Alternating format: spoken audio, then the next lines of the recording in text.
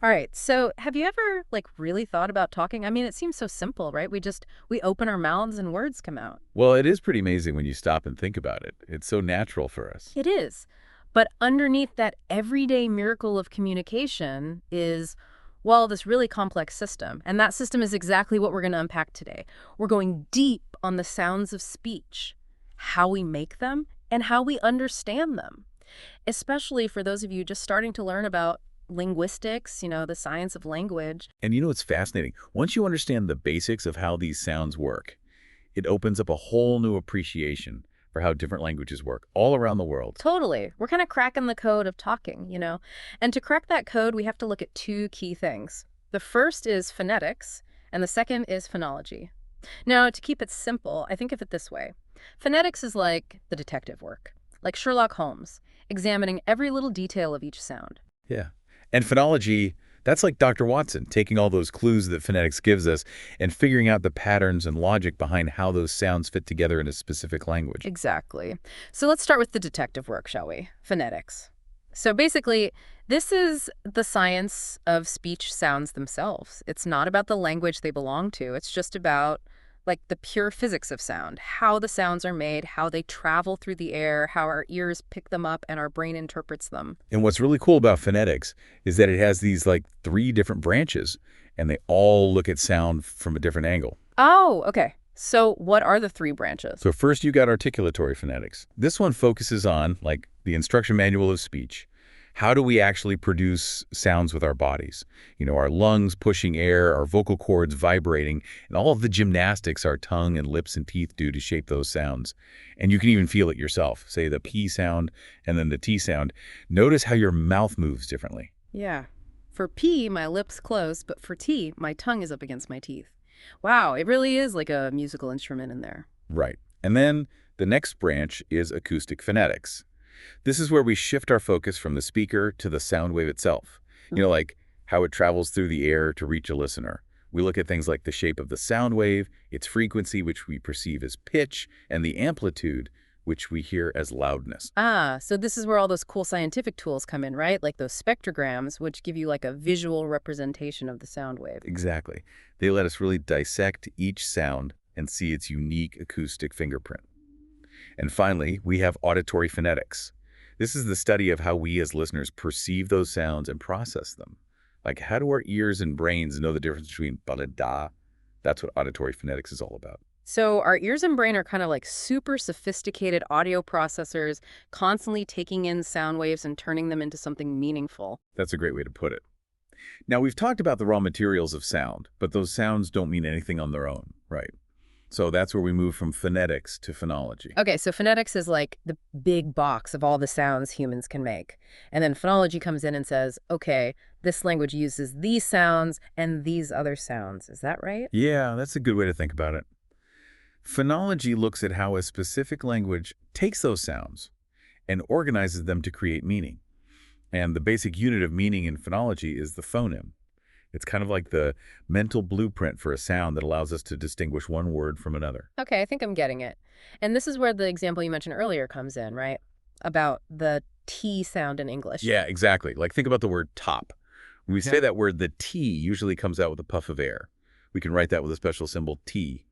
But if you say the word stop, that T doesn't have the puff of air, it's just T. And then there's the word butter. In lots of English accents, the T there sounds softer, almost like a quick D or a flap, which we write tor. Right, there's definitely a difference in how they sound, but they're all T, right? Exactly. So phonetically, they are different sounds, T, T, and two. But phonologically in English, our brains treat them all as the same sound unit, the T phone. So phonetics is about those tiny details of how the sounds are made, and phonology is about why those different sounds all count as the same thing in English, why they don't change the meaning of the word. I see. So even though they sound different, they're all just variations on the T theme, and swapping them out in those words wouldn't create a new word. It would still be the same word with the same meaning. Right. And that's really the key insight of phonology. It's about understanding the system of sounds that create meaning in a specific language. And this shows how phonetics and phonology are really two sides of the same coin.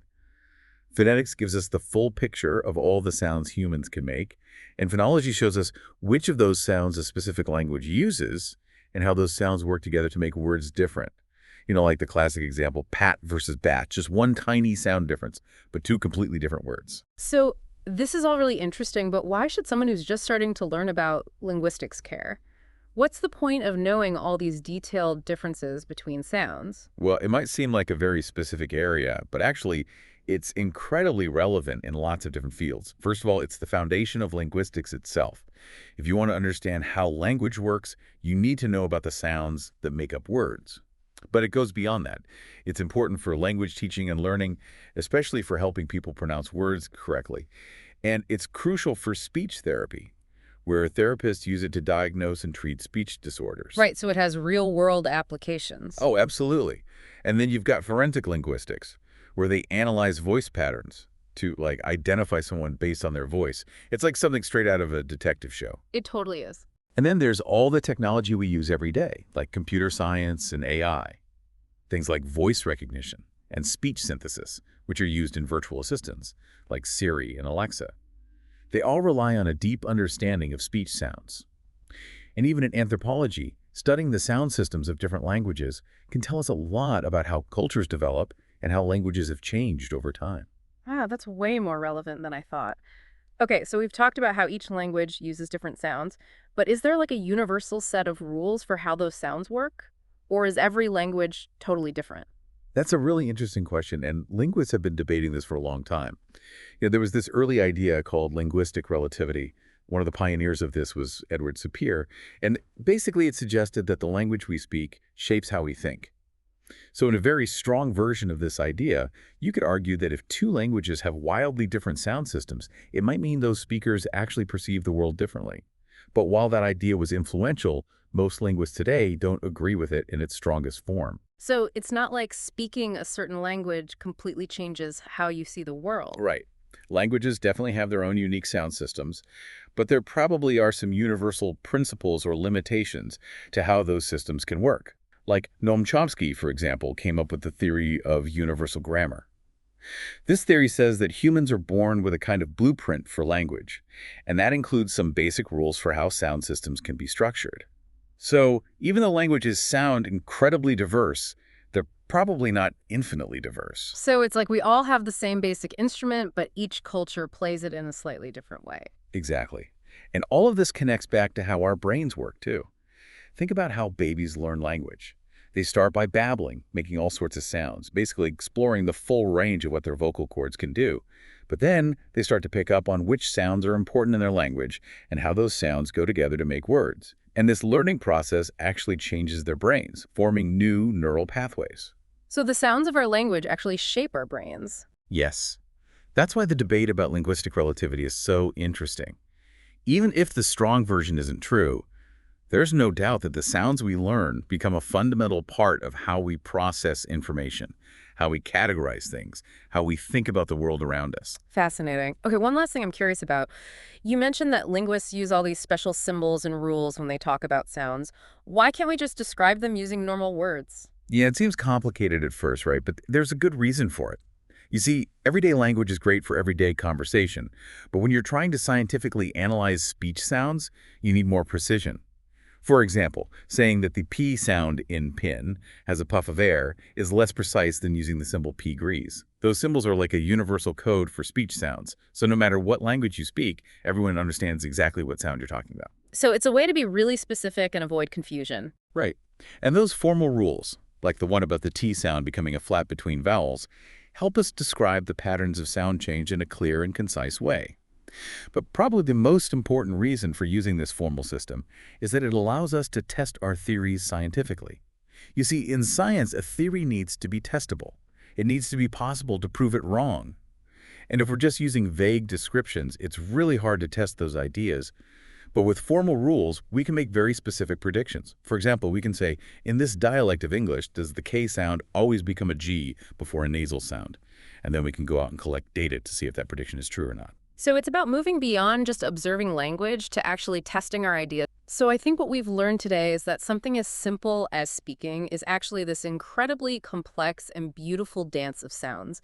It starts with all the intricate movements of our vocal cords and tongue and lips, and then it goes all the way to the amazing way our brains organize those sounds into meaningful patterns. And the most amazing part is that we do all of this without even thinking about it every single day. Absolutely. So understanding these basic ideas of phonetics and phonology, it really is like the key to unlocking the whole world of linguistics. It gives you a whole new appreciation for the diversity and beauty of human language all around us. And here's a little thought experiment for you.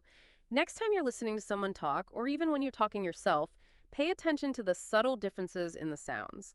Notice how a sound might change a little bit depending on the sounds around it, and then think about how those tiny variations might actually be important, meaningful differences in another language. It's a whole universe of sound just waiting to be explored.